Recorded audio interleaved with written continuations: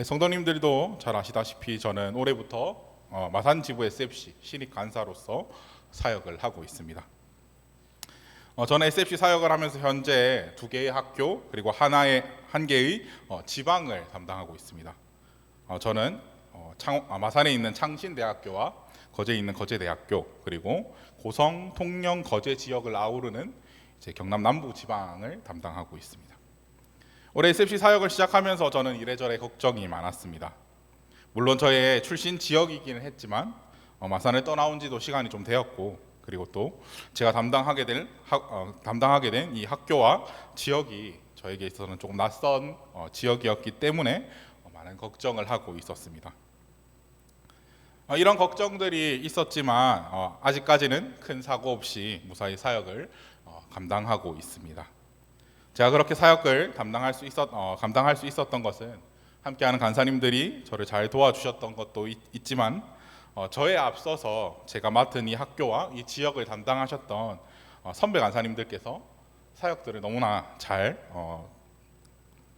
감당하셨었고, 그러고 난 후에 저에게 너무 잘 넘겨주셨기 때문에 그 간사님들을 따라서 이 사역을 잘 수행하고 있는 것이 아닌가, 저는 이렇게 생각을 하고 있습니다.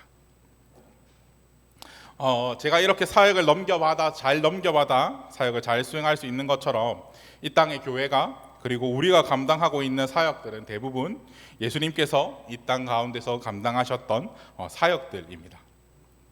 예수님은 승천하시면서 그 사역들을, 자신이 감당하셨던 그 사역들을 사도들에게 맡기셨습니다. 그리고 그 사도들의 사도성을 이어받은 우리의 교회가 이 시대 가운데서 예수님께서 하셨던 그 사역들을 감당하고 있는 것입니다. 오늘 말씀은 예수님의 사역의 시작 부분을 기록하면서 예수님의 사역의 핵심을 요약해서 잘 보여주고 있습니다. 예수님께서는 사역을 시작하시면서 제자들을 부르십니다. 그리고서 여러 곳을 다니시며 성경을 가르치시고 복음을 전파하시고 사람들의 병을 고치셨습니다.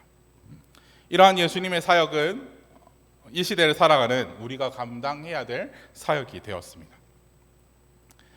오늘 말씀에서 예수님의 사역을 사람을 세우는 사역, 그리고 가르치고 전파하고 고치신 사역, 이 두 가지를 나누어서 보면서 이 사역들을 지금 이 시대를 살아가는 우리가 어떻게 수행해야 할 것인지 알아보고자 합니다. 그리고 이 사역들을 우리가 수행함으로써 우리의 사명인 교회 건설과 복음화를 어떻게 이루어갈 수 있을지 그에 대해서 알아보고자 합니다. 먼저 예수님께서 하신 일은 사람을 세우는 일이었습니다. 오늘 말씀은 제자들을 부르시는 예수님의 모습으로서 시작하고 있습니다. 오늘 말씀 18절과 19절을 보시게 되면 갈릴리 해변에 다니시다가 두 형제 곧 베드로라 하는 시몬과 그의 형제 안드레가 바다에 그물 던지는 것을 보시니 그들은 어부라 말씀하시되 나를 따라오라 내가 너희를 사람을 낚는 어부가 되게 하리라 하시니 라고 말씀하고 있습니다. 예수님께서는 자신의 주된 활동 무대였던 이 갈릴리 지역에서 제자들을 찾으십니다. 그리고 갈릴리 바다에서 어부로서 활동하고 있었던 시몬 베드로와 안드레를 찾아 제자로서 부르십니다. 예수님께서는 그들이 어떤 직업을 가지고 있는지 이미 알고 계셨습니다. 그렇기 때문에 그들의 직업의 특성을 살려 이렇게 부르십니다. 사람을 낚는 어부가 되게 하리라 라고 제자로 부르고 계십니다. 이러한 예수님의 부름에 시몬 베드로와 안드레는 즉각적인 반응을 나타냅니다. 오늘 말씀 20절을 보시게 되면 그들이 곧 그물을 버려두고 예수를 따르니라 라고 이야기하고 있습니다. 시몬 베드로와 안드레는 예수님의 부르심 앞에 두려움을 보이거나 난색을 표하거나 망설임 없이 즉시 따라가고 있음을 이야기하고 있습니다. 심지어는 자신들의 재산이었던 배와 그물마저 내버려 둔 채 예수님의 부르심에 응답하여 그분을 따라 나서게 됩니다. 시몬 베드로와 안드레뿐만 아니라 다른 제자들도 예수님께서는 부르십니다. 오늘 말씀 21절과 22절을 보시게 되면 거기서 더 가시다가 다른 두 형제 곧 세베대의 아들 야고보와 그의 형제 요한이 그의 아버지 세베대와 함께 배에서 그물을 깁는 것을 보시고 부르시니 그들이 곧 배와 아버지를 버려두고 예수를 따르니라 라고 이야기하고 있습니다. 야고보와 요한도 예수님의 부르심 앞에 즉각적인 반응을 보여주고 있습니다. 그들 또한 시몬 베드로와 안드레가 그랬던 것처럼 아버지와 배와 그물을 버려둔 채 예수님을 따라가고 있습니다. 이러한 예수님의 부르심은 당대의 문화와는 굉장히 상반된 독특한 방법으로 제자를 부르시는 방법이었습니다. 이때 당시의 문화는 제자가 먼저 유명한 선생 랍비를 찾아가서 자신을 제자로 받아줄 것을 부탁하는 것이 일반적인 방법이었습니다. 하지만 하나님께서는 이 당시의 문화와는 전혀 반대의 방법으로서 자신의 제자들을 찾고 계십니다. 예수님께서는 이 세상의 문화와 전혀 반대의 방법으로서 갈릴리 사람들 중에 자신을 따르던 많은 무리들 중에 자신이 눈여겨봐두었던 사람들을 찾아가 그들을 부르시고 그들을 제자로 세우고 계십니다. 달리 말하자면 예수님께서는 세상의 문화와는 달리 적극적이고 자발적으로 사람을 세워나가셨다라고 말할 수 있겠습니다. 예수님께서 이 땅에서 하셨던 사역은 계속해서 사람을 세우는 사역이었습니다. 예수님께서는 12명의 제자만 세우셨을 뿐만 아니라 그 다음에도 계속하여 자신의 사람을 세워가십니다. 누가복음 10장 1절에서 2절을 보게 되면 이와 같이 말하고 있습니다. 그 후에 주께서 따로 70인을 세우사 친히 가려는 각 동네와 각 지역으로 둘씩 앞서 보내시며 이르시되 추수할 것은 많되 일꾼이 적으니 그러므로 추수하는 주인에게 청하여 추수할 일꾼들을 보내 주소서 하라라고 기록하고 있습니다. 이처럼 예수님께서는 자신의 복음 전하는 이 사명을 위하여 이 사역을 위하여 70인의 사람을 세워 보내시고 계심을 우리는 알 수 있습니다. 심지어는 예수님께서 이 땅에 계실 때뿐만 아니라 부활 승천하신 그 이후에도 예수님께서는 자신의 사람을 세우셨다라는 것을 우리는 알 수 있습니다. 다메섹으로 가는 길에 있던 그 바울 또한 예수님께서 세운 사람이다라고 할 수 있습니다. 사도행전 9장 3절에서 5절의 말씀을 보시게 되면 사울이 길을 가다가 다메섹에 가까이 이르러 호련히 하늘로부터 빛이 그를 둘러 비추는지라 땅에 엎드려져 들음에 소리가 있어 이르되 사울아 사울아 내가 어찌하여 나를 박해하느냐 하시거늘 대답하여 주여 누구시니까 이르되 나는 내가 박해하는 예수라라고 말씀하고 있습니다. 이 사건 이후로 사도 바울은 자신이 기존에 지키던 신념을 버리고 예수님을 전하는 복음 전도자의 사명을 감당하게 됩니다. 이처럼 예수님께서는 계속하여서 사람을 부르시고 그 사람을 세우시는 사역을 감당하셨다라는 것을 우리는 알 수 있습니다. 그리고 나서 예수님께서는 이 사람을 세우는 이 사역을 사도들에게 맡기십니다. 마태복음 28장 19절에서 20절을 보시게 되면 그러므로 너희는 가서 모든 민족을 제자로 삼아 아버지와 아들과 성령의 이름으로 세례를 베풀고 내가 너희에게 분부한 모든 것을 가르쳐 지키게 하라. 볼지어다 내가 세상 끝날까지 너희와 항상 함께 있으리라 하시니라 라고 말씀하고 있습니다. 예수님께서는 마지막에 부활 승천하시면서 이 제자 삼는 사역을 사도들에게 사명으로서 맡기십니다. 이처럼 한 사람을 세우는 것은 예수님의 중요한 사역이자 사도들에게 맡겨진 중요한 임무였다라는 것을 알 수 있습니다. 이 사도들에게 주어졌던 제자 삼는 사역, 사람을 세우는 사역은 교회에게, 우리에게 동일하게 맡겨진 사역입니다.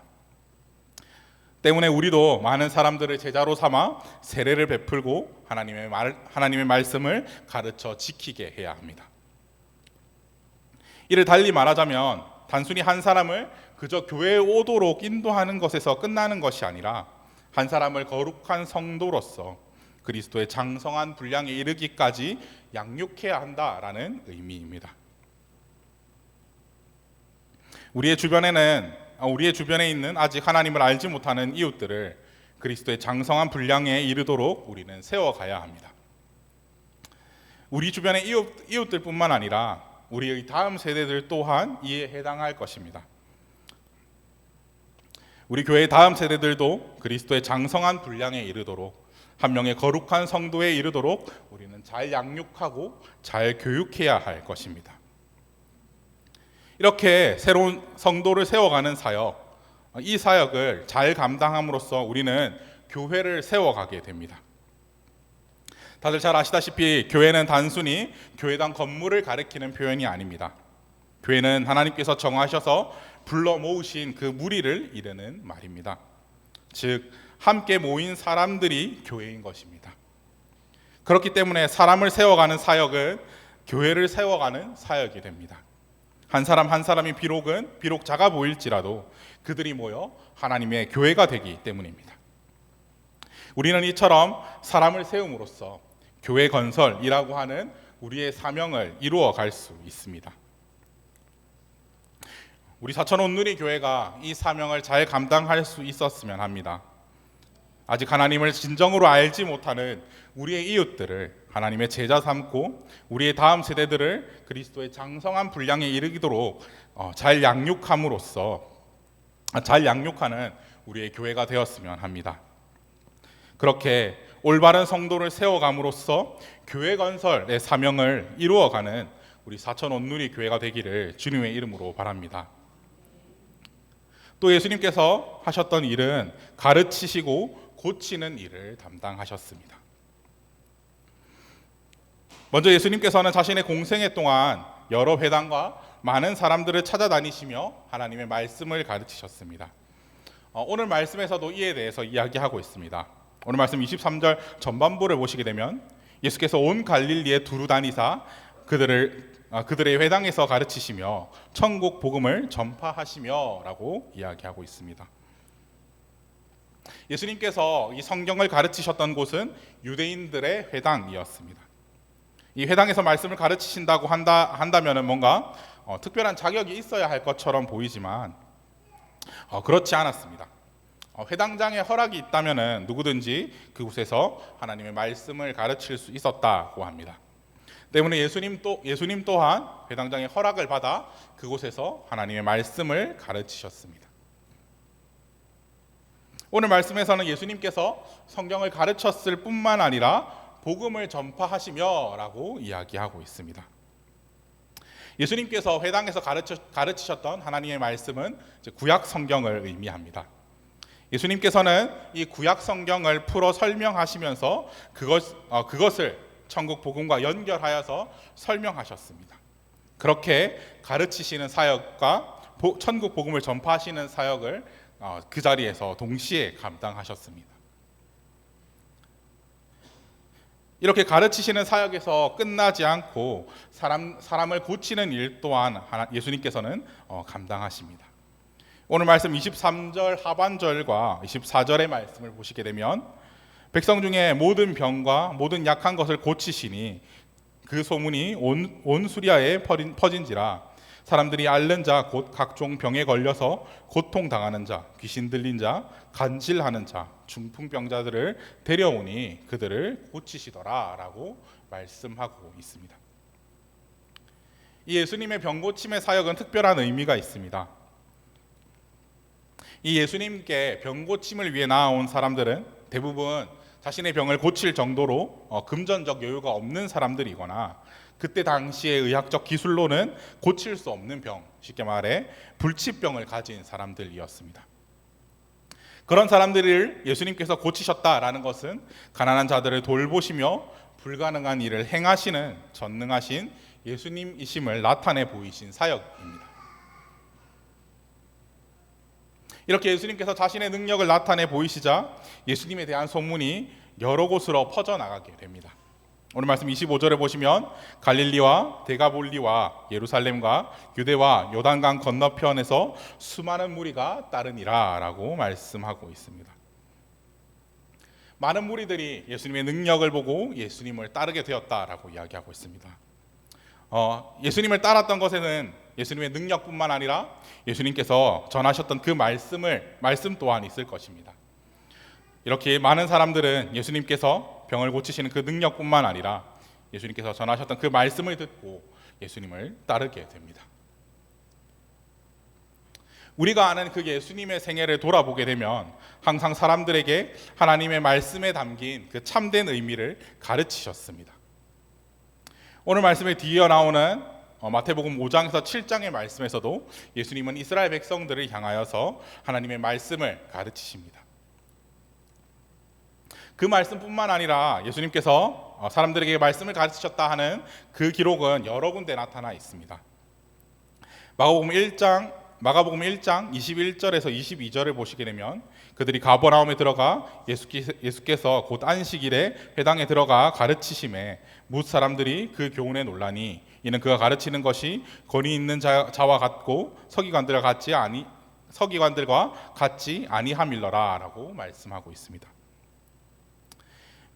이 말씀에서 알 수 있듯이 예수님께서 가르치셨던 이 말씀은 당시 유대인들의 회당에서 자주 말씀을 가르쳤던 기존의 서기관들과 바리새인들의 가르침과는 차원이 다른 것이었습니다.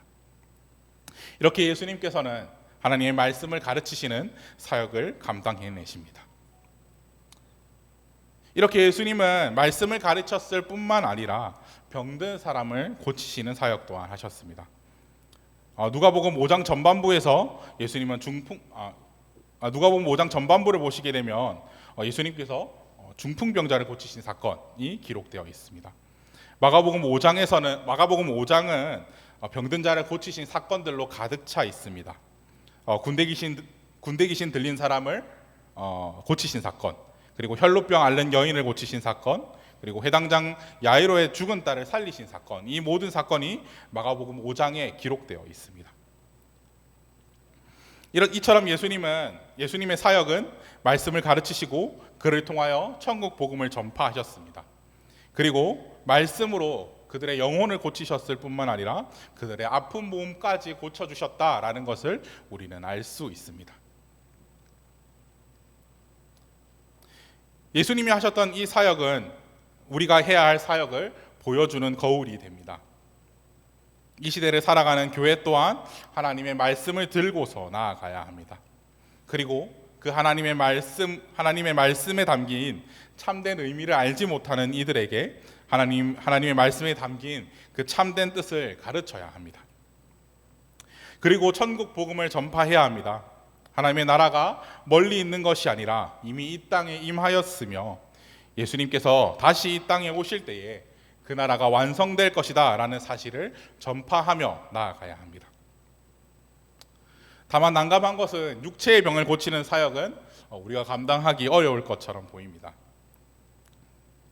이미 의료 시스템이 잘 갖추어진 이 시대에서 교회가 이러한 사역을 감당해야 할 것은 아닌 것처럼 보입니다. 그렇다고 한다면 우리는 무엇을 고치며 나아가야 할까요? 다만 우리는 그들의 영혼과 그들의 삶을 고치며 나아가야 할 것입니다. 하나님을 떠나 망가진 그들의 영혼을 복음의 말씀으로 고쳐나가야 할 것입니다. 하나님의 말씀을 떠나 자신의 방식대로, 세상의 방식대로 살아가며 망가져버린 그들의 삶을 우리는 하나님의 말씀을 따라 살아가는 성도의 삶으로 고쳐나가야 합니다. 이는 우리가 가진 복음화라는 사명을 이루어가는 길이 됩니다. 복음을 알지 못하는 이들에게 복음을 전하는 선교적 복음화뿐만 아니라 하나님의 말씀을 떠나 살아갔던 한 사람의 삶이 복음으로 다시 돌아와 복음을 따라 살아가는 삶의 복음화를 이루게 되는 것입니다. 이렇게 우리는 우리의 사명을 잘 수행하는 우리 교회가 되기를 바랍니다.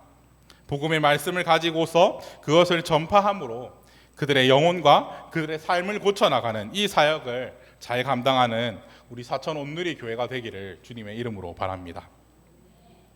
네, 말씀을 맺고자 합니다. 먼저 예수님은 이 땅에서 사람을 세우는 사역을 감당하셨습니다. 우리 또한 예수님을 닮아 사람을 세워나가야 합니다. 한 사람 한 영혼을 바른 성도로 세움으로써 그들이 바른 교회로서 세워지도록 우리는 인도해야 합니다. 그렇게 우리는 교회 건설이라는 우리의 사명을 이루어 나갈 수 있습니다. 그리고 예수님은 하나님의 말씀을 가지고 가르쳤고 그들의 병을 고치셨습니다. 우리 또한 아직 하나님의 말씀의 참된 의미를 알지 못하는 사람들에게 하나님의 뜻을 가르쳐야 합니다. 우리가 직접적으로 병을 고치지 못하지만 그들의 삶을 복음으로 고쳐나가며 복음화라는 우리의 사명을 이루어 나가야 할 것입니다.